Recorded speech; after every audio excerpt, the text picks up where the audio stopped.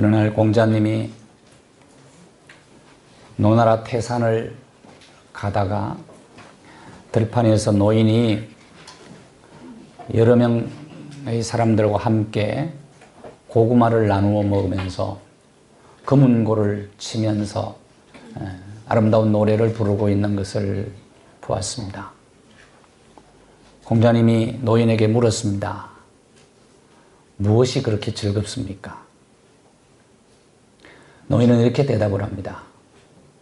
세상에 사람이 가장 귀한 존재인데 내가 사람으로 태어난 것이 첫 번째 즐거움이요.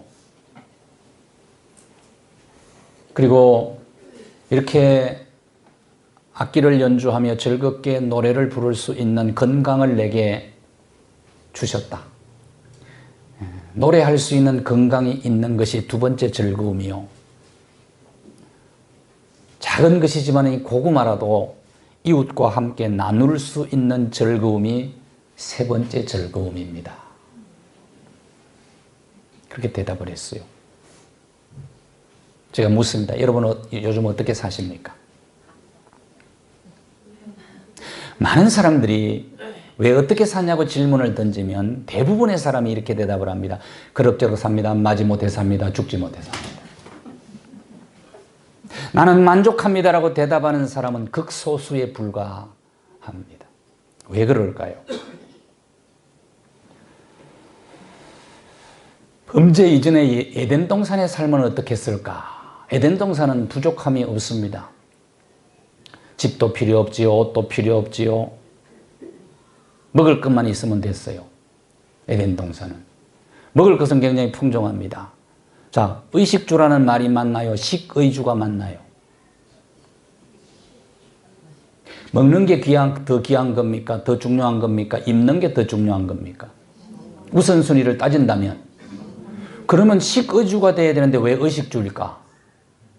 사람들은 보여주는 걸 좋아해. 에덴 동산에 먹는 게 사실은 인간에게 가장 중요합니다.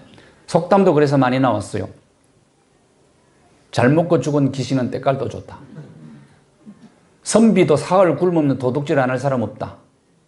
건강상도 식후경이다. 이런 것들이 많이 나왔어. 먹는 게 가장 우선적인 거예요. 에덴 동산에 먹는 게 굉장히 풍성했어요. 옷. 자, 식의주라면 옷. 방법 알려드릴게요. 옷을 사러 갔을 때 어떤 옷을 사면 좋을까? 내 몸에 내 스타일이 잘 맞아야 되고 중요한 건 될 수 있으면 좋은 걸 사세요. 이것저것 그냥 아무렇게나 몇 가지 사지 말고 좋은 거 하나 사면은 몇 년이 지나도 10년이 지나도 20년이 지나도 폼나게 입을 수가 있어. 이게 괜찮은 것 같아요. 자, 좋은 옷과 나쁜 옷이 집에 있을 때는 어떤 옷부터 먼저 입어라? 좋은 옷부터 입어요. 좋은 옷부터. 사과도 박스에서 어떤 것부터 먼저 먹어요? 좋은 것부터. 이게 이제 순서입니다. 좋은 옷부터 입어요, 그냥. 그리고 살아있을 때 달라 그러면 주세요. 죽은 다음에 주면 아무도 안 입습니다. 그냥 원칙이 있어요. 집도 마찬가지입니다. 의식주 할 때 집. 정부에서 정책만 발표하면 집값이 또 올라.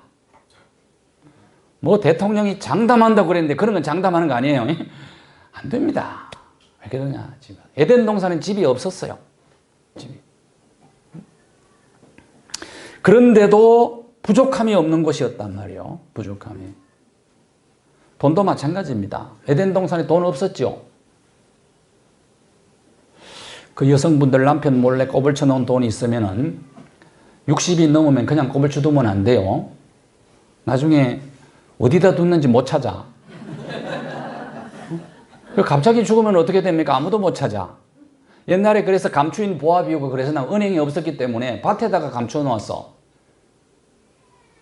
그러니까 앞으로 60이 넘은 분들은 돈을 훔쳐 놓을 때는 육하 원칙에 의해서 기록해 놓고 훔쳐 놓는 그 나중에 찾을 수가 있습니다. 예? 자, 어떤 형편이든지 자족의 비결을 사도 바울이 배웠다 그래서 사도 바울은 만족하며 살았다 이거예요. 어떤 경우에도. 어떻게 그런 삶을 살았을까? 오늘 빌립보 4장 11절을 보세요. 자족하기를 내가 어떤 형편에서도 그렇게 사는 법을 내가 배웠다. 그런데 왜 우리는 자족하지 못할까? 왜 사람들은 자족하지 못할까? 몇 가지 이유가 있어요. 제일 먼저는 다른 사람하고 비교하기 때문이에요. 비교하기 때문에. 창세기 1장 26절과 27절을 한번 보십시오. 사람을 어떻게 만들었다고요? 하나님의 형상대로. 오늘 본문을 자세히 이 본문을 보시면 형상이란 말이 4번이나 반복돼요. 두 구절 속에. 모양과 형상은 똑같은 얘기입니다. 히브리어는 반복을 피해요. 그래서 형상, 모양 이렇게 쓴 거예요. 자, 사람은 하나님의 형상대로 지음받았다 이 말은 하나님의 걸작품이다 그런 말입니다. 그러니까 사람은 누구와도 비교 대상이 될 수가 없어요. 고유한 가치를 지니고 있는 창조주 하나님의 위대한 걸작품이 사람이에요. 그런데 이 가치를 인정하지 못하고 왜 남과 비교하면서 불만족한 삶을 살아가느냐 이 말이에요. 사람은 유니크하다 그러죠. 독특한 게 있어요. 사람마다 다 있어요. 그래서 사람은 누구든지 잘 보면 매력이 있고 자기만 가진 뭔가가 있어. 사람을 잘 보세요. 그러니까 다 다르게 지은 거예요. 그래서 남의 가치를 인정할 줄 알아야 되고 다름도 인정할 줄 알아야 됩니다. 역시 나 자신의 가치도 마찬가지입니다. 왜 자족하지 못하느냐? 남과 비교하기 때문에 그래요. 비교하면 교만하거나 열등감이 생기거나 둘 중에 하나예요. 남과 비교하면 그래요. 언제나 그렇게 되어 있어요. 그래서 비교해가지고 열등감에 빠져있는 사람들이 꽤 많습니다. 모든 사람에게는 열등감이 있는데 문제는 병적 열등감이 문제예요. 병적 열등감. 범죄 이전에는 에덴 동산에는 열등감이 있었을까요? 없었을까요? 에덴 동산에. 어떤 사람이 아담에게 물어봤답니다. 왜 선악과 따먹을 여자하고 결혼했냐 그랬더니 아무도 없어서 그 사람하고 했다. 그러니까 비교 대상이 없어. 에덴 동산에는 비교할 사람이 없어. 열등감 없어요.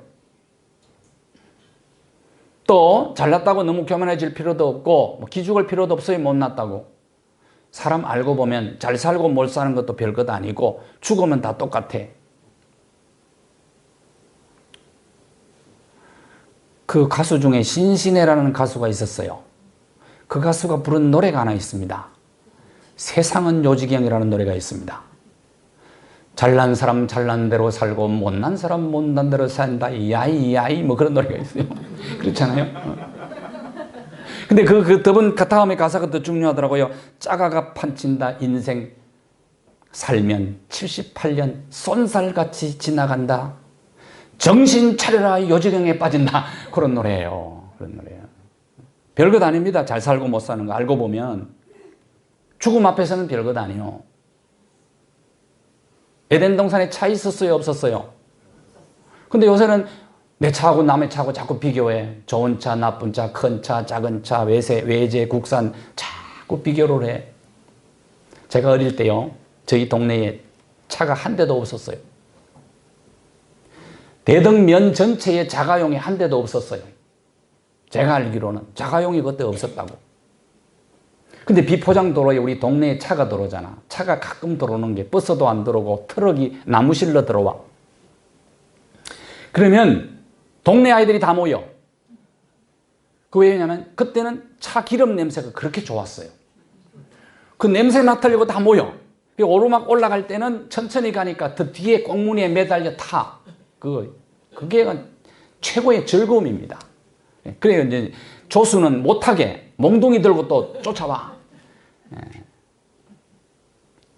그래 그때 장래 희망을 물으면은 운전수라고 쓰는 사람이 많았어요. 운전수가 그렇게 멋있게 보였어요. 그런 때가 있었다고요. 그런데 지금은 다 차를 가지고 있잖아.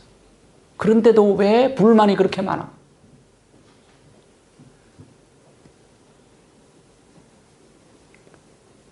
그래서 비교하지 말고 내가 가진 특성과 남이 가진 특성을 그냥 인정해 주십시오. 무조건 인정해 주면 돼.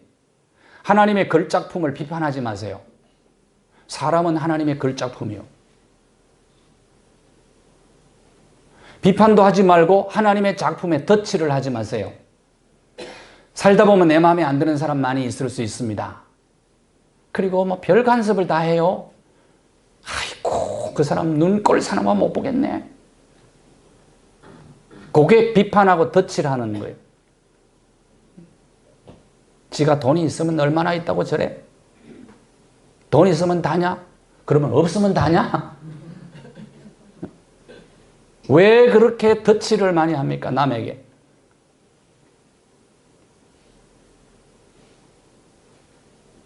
이 다 그래서 비교해가지고 열등감 생겨서 하는 얘기라니까, 그게. 남 비판하는 거 잘하면 그 한번 본질을 한번 들여다 봐봐요.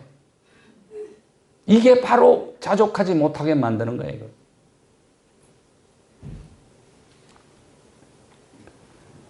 어린 소년 다윗이 블레셋 장수 골리앗을 무너뜨리고 돌아올 때 여인들이 춤추며 노래를 불러요.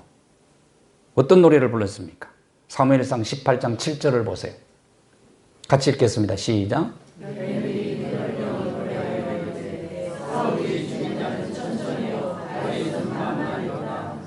사울왕과 모든 이스라엘 군대와 백성들이 골리앗 앞에서 부들부들 떨고 있을 때 어린 소년 다윗이 물맷돌 5개 들고 나가서 골리앗을 무너뜨리고 돌아오니까 정말 대단하잖아요. 그러니까 여인들이 자기도 모르게 감동을 받아가지고 뛰면서 춤추면서 노래를 불렀는데 사울이 죽인 사람은 천천 다윗은 만만이라고 요 노래 소리 듣는 순간 다윗의 눈이 획 돌아가 버렸어요.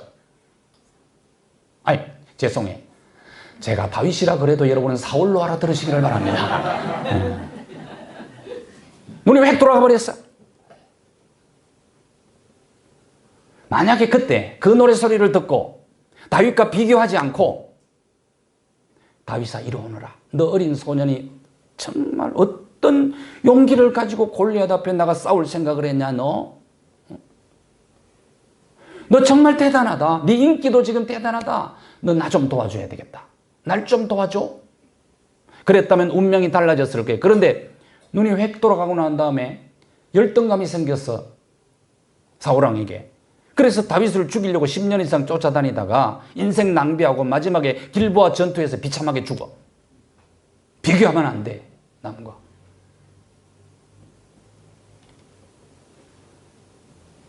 우리나라는 비교 한번 해봅시다. 나라. 234개 정도 나라가 있는데 우리나라 어떤 나라입니까? 우리나라 여러분. 노래 한번 하고 해야 되겠네. 우리나라 좋은 나라. 정말 좋아 우리나라는. 왜 그러냐? 234개 정도 나라 중에서 모내기하고 벼 베는데 커피 배달, 짜장면 배달하는 나라 우리나라밖에 없어요. 그러니까 우리나라가 배달 민족인 것이 분명한 것 같아.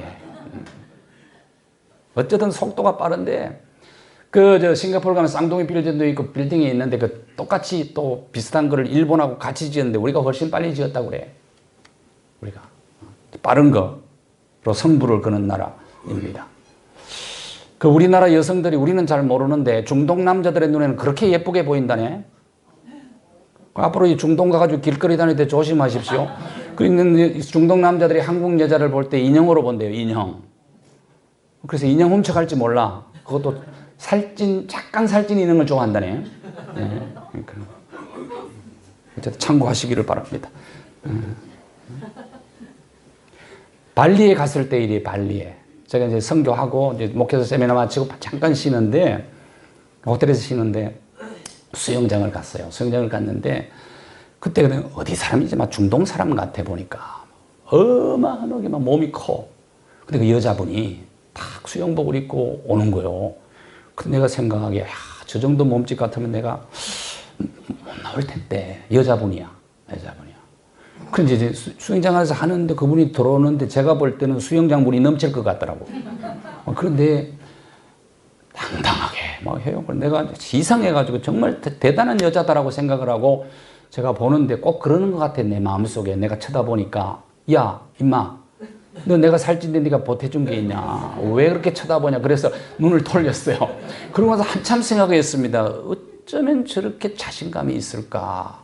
그래요. 여러분 남을 인정하고 나 자신의 가치도 인정하고 당당하게 사시기를 바라요.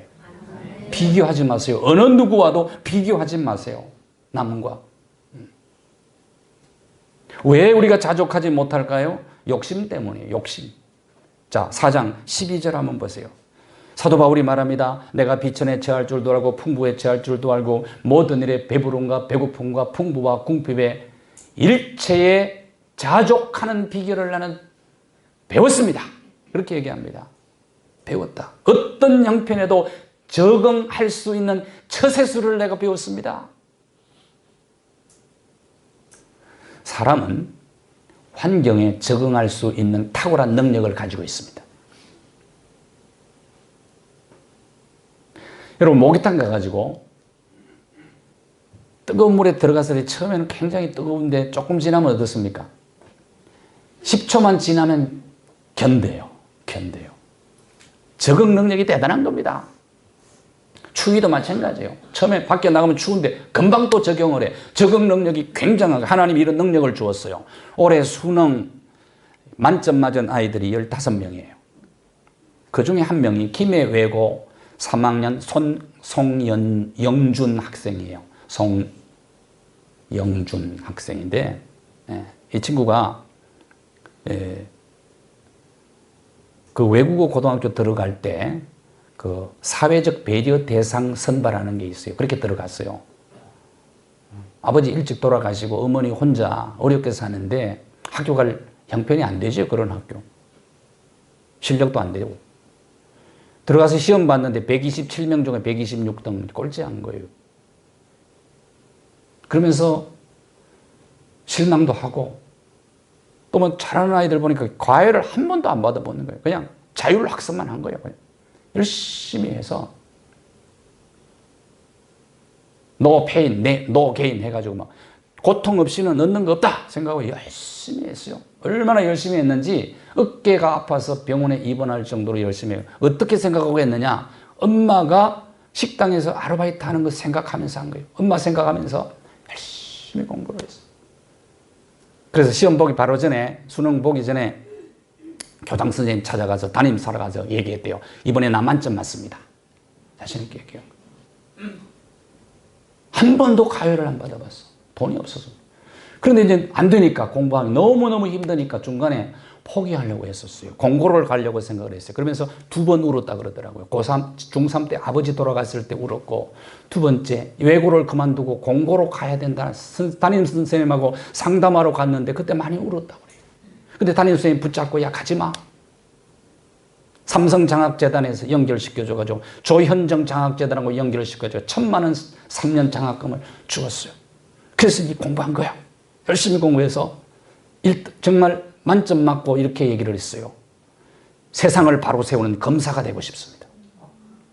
또 한 가지 더 소원이 있다면 의사가 되어서 고생하는 엄마 호강 좀 시켜주고 싶어요. 고생하는 엄마. 대견스럽죠? 대견스럽지? 이 송영준이가 오늘 이 시대에 개천에서 용날 수 있다는 걸 보여준 거예요. 개천에서. 운동장 기울어졌다고 탓하지 말아요.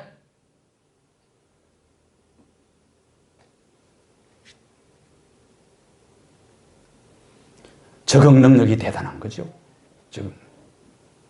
그러니까 우리의 능력을 인정하고 욕심만 조금 내려놓으면 얼마든지 어디서든지 우리는 자족한 삶을 살아갈 수가 있습니다. 마가복음 4장 19절 한번 읽어보십시오.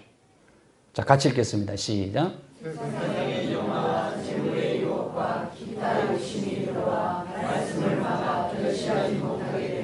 자, 예수님께서 이 결실이라는 단어를 만족이라는 단어로 표현할 수가 있어요. 왜 행복하게 못 사느냐 이 말이에요. 열매 맺는 그런 삶을 왜 못 사느냐, 열매를 왜 누리지 못하느냐 하는 것은 욕심 때문이라는 거예요. 욕심.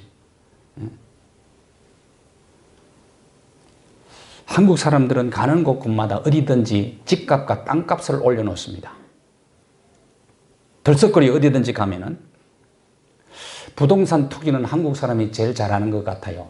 왜 그런가 하고 생각해 봤더니 한국 사람들은 어릴 때부터 땅 따먹는 게임을 했어요.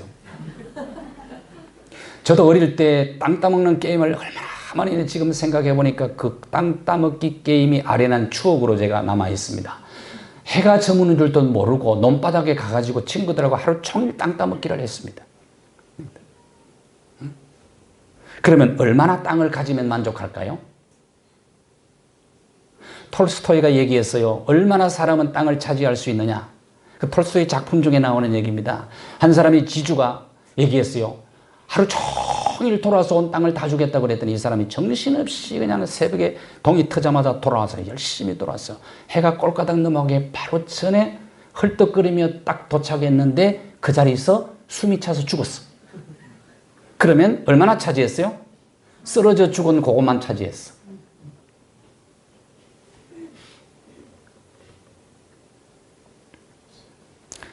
사람은 욕심이 많습니다. 여자의 욕심은 한이 없습니다. 아무리 잘해줘도 만족이 없습니다. 왜 그런가 하면은 모든 아내들이 남편을 바라볼 때 2% 부족하다고 바라봅니다.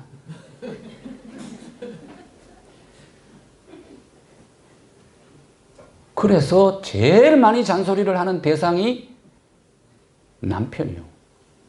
남편. 그래요, 안 그래요? 왜 대답을 못 하십니까? 남편이 볼 때 2% 항상 부족해. 그러면 남편들이 한번 물어봐요, 아내들한테. 그러면 옆집 남자는 100% 만족하겠냐, 그러면? 옆집 남자하고 살면?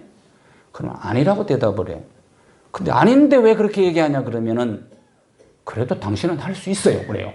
그래서 힘든 거예요, 그게.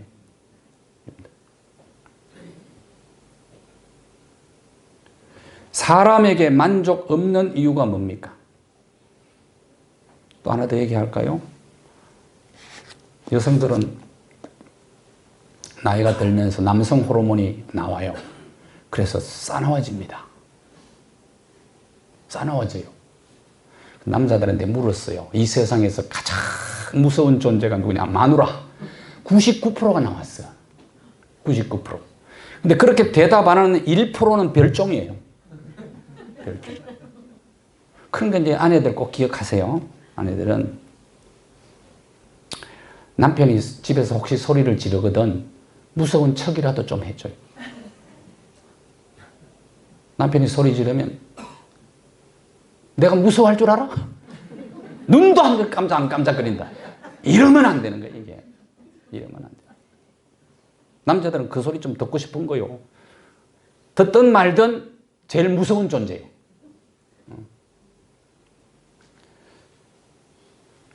사람에게 왜 만족이 없을까요? 여러분, 부부가 딱 맞아서 삽니까? 맞추며 사는 거지. 왜 만족이 없어요? 사람이 천하보다 귀하기 때문에 천하를 가져도 만족이 없어요. 그러면 어떻게 하면 만족할까요? 천하보다 귀한 사람을 지으신 크고 위대하신 하나님으로만 만족할 수 있단 말이에요. 세상을 보며 사람을 보니 뭐가 없다고요? 만족함이 없었네. 나의 하나님 그분만으로 만족할 수 있다.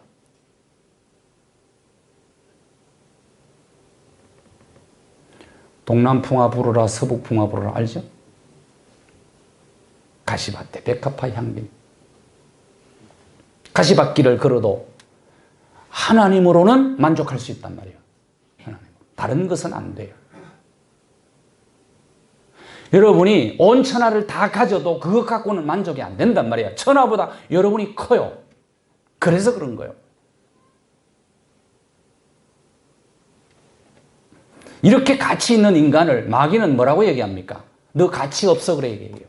그러면서 자기가 또 자기가 가치 없다고 그래요. 그랬더니 그 마귀의 말을 또 잘 알아듣고 가치 없어. 그리고 위에서 뛰어내려 버리는 거예요. 성령님은 이렇게 말씀합니다. 너는 천하보다 귀한 존재라. 누구의 말을 들을 것입니까?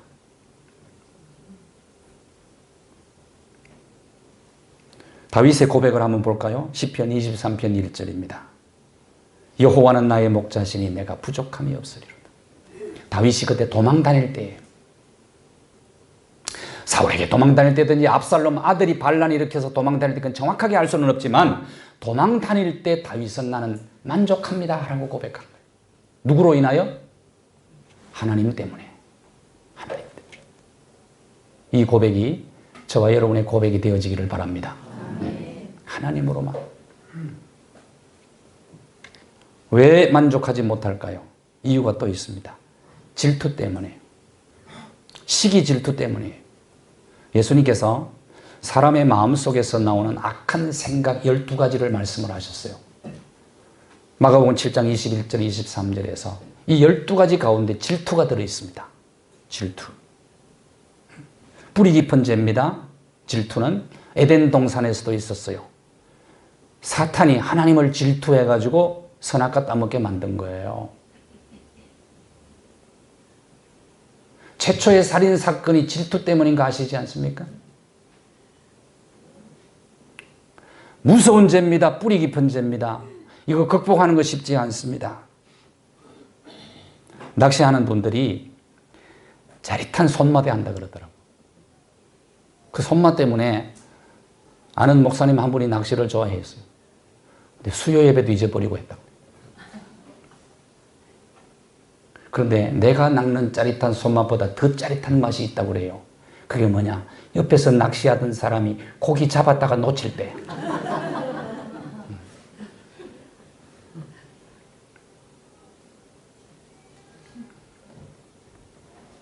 우리나라 사람들은 남이 잘 되는 꼴을 잘 못 봐요.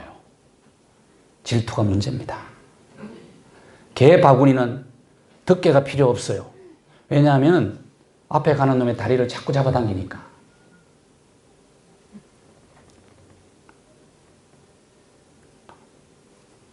우리나라는 지금 살아있는 영웅이 없습니다. 이순신 장군도 살아있을 때는 영웅이 아니었어요. 선조와 그 간신배들이 계속 모함했잖아요. 그래서 감옥도 갔잖아요. 명량해전에서요. 이순신 장군 대단합니다. 12척을 가지고 일본배 133척을 율돌목 그 물살을 이용한 전략을 써가지고 물리쳤어요. 그래서 선조에게 보고할 때 뭐라고 보고합니까?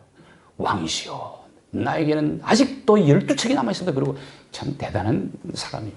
그런데 죽고 영웅이 된 거예요. 근데 왜 우리나라는 살아있는 영웅이 왜 없을까요? 고 노무현 대통령도 살아있었으면 감옥 갔을지 몰라. 그런데 죽었어요. 자살했는데 영웅이 됐어요. 왜 그럴까요? 왜 죽어서 영웅이 됩니까? 시기 질투 대상에서 벗어났기 때문에 그래요. 무서운 거예요. 그래서 이거 우리 힘으로는 잘 안 돼요. 계속해서 사탄 마귀는 비교하게 만들고 욕심 부리게 만들고 그리고 또 어떻게 만드느냐? 질투하게 만들어요. 시기하고 질투하게. 그래서 우리가 성령의 다스림을 받아야 됩니다. 성령의 열매가 9가지가 있죠. 갈라디아서 5장 22절 23절에 보면 성령의 열매는 9가지가 있어요. 이 열매는 전부 열매입니다. 열매이기 때문에 이것은 우리에게 만족을 주는 열매예요. 성령의 다스림을 받는 겁니다. 무엇이 가능하냐? 우리가 어쩌면 오늘 소개한 신앙의 3대 적이에요. 3대 적인데 이것은 우리 모두의 죄악이에요. 이것을 누가 해결해 줬어요? 예수 그리스도가 십자가로 해결해 주기 위해서 2000년 전에 사람의 몸을 입고 이 땅에 오셨습니다. 예수님의 피가 히브리서 9장 22절. 그래서 예수님이 오신 거예요. 우리를 정결케 하기 위해서. 범죄로 말미암아 수고의 땀을 흘려야 되는데 예수님이 겟세마네 동산에서 이마에 핏방울이 맺혔어. 저주를 속량해 주신 것입니다. 그리고 인간이 당한 가난. 예수님이 십자가 지실 때 관을 썼는데 무슨 관을 쓰셨습니까? 가시관을 썼어요. 만왕의 왕이신 예수님이 금관을 써야 되는데 가시관을 쓴 이유가 있습니다. 고린도후서 8장 9절에 보면 그가 가난하게 되심으로 우리를 부요하게 하시기 위해서 가시관을 썼어요. 230여 개 나라 중에 선진국이 30개 나라 정도 됩니다. 28개 내지 29개가 예수님을 믿는 나라예요. 그런데 한 나라가 예수님을 믿는 사람들이 아주 적은 나라가 있어요. 일본이에요. 일본이 왜 잘 살까요? 유독 일본이 왜 잘 살까요? 예수님을 잘 안 믿는데 이유가 있습니다. 겉면 정직 성실해요. 안 믿는데 예수 정신으로 살아요. 게으른 사람이 잘 살 수 없어요.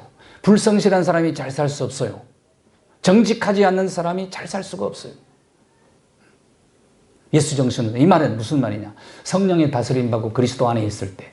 자, 우리 오늘 갈라디아서 2장 20절이 바로 십자가로 이 문제를 해결해 주신 예수. 넘기세요. 계속해서 넘기시면 오늘 마지막 절을 한번 보시겠어요. 하나 더 넘기시고. 자, 여기 107편 9절을 한번 보겠습니다. 같이 읽겠습니다. 시작.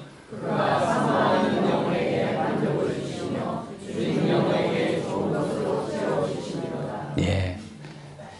하나님을 사모하는 영혼에게 만족을 주시는 분이시다. 자, 마지막 절 4장 13절. 하나님만이 우리에게 진정한 만족을 주신단 말이에요. 내게 능력 주시는 자 안에서. 이 고백이 이래서 나온 거예요. 그리스도의 다스림과 통치를 받을 때 김원효 씨가 쓴 숨쉬지 못해도 괜찮아요 책이 있어요. 숨쉬지 못해도 어릴 때 의사가 오진을 했어요. 치료를 받다가 잘못 치료를 했어요. 뼈와 장기가 다 상했어요. 그래서 혼자 호흡을 못해 앰프라고 하는 목에다 구멍을 뚫고 풍선을 달아주었어요. 이게 펌프질을 해야 돼요. 그래야 16년 동안 병원에 지금 있습니다. 그런데 이 사실을 알고 자원봉사자들이 와서 이 펌프질을 해주며 여러 종류의 사람들이 만나는 그것이 사랑방이 되었어요. 그리고 많은 사람들이 와가지고 함께 자 이런 고백을 합니다. 그 책 속에 보면 날마다 하나님은 내게 숨을 선물로 주신다.